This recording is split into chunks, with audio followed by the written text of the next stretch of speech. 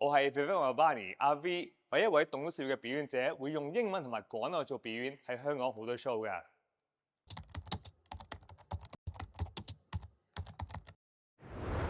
好多時候你知啦，大家覺得我唔想講我嘅心情，因為咧驚俾人話、俾人笑，話我唔開心，話你咁弱㗎，你咁渣㗎咁樣啦。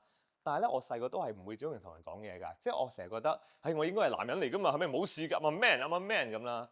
但我發覺到一個好嘅方法就係寫日記。嗱，我知大家可能覺得寫日記，你幾多歲啊？小學生啊而家？唔係，我唔係叫大家寫，今天天氣好好啊，唔係。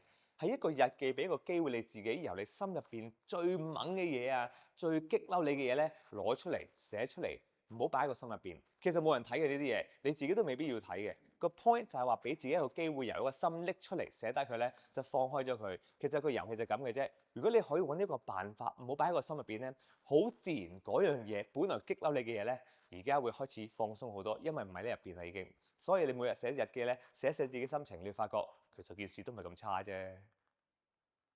多咗嗰時嗰個悲劇咧，我花咗少少時間諗通咗之後，就會成為一個喜劇。而今日嗰個喜劇就大家包括埋我可以一齊笑，就係咁簡單嘅咋。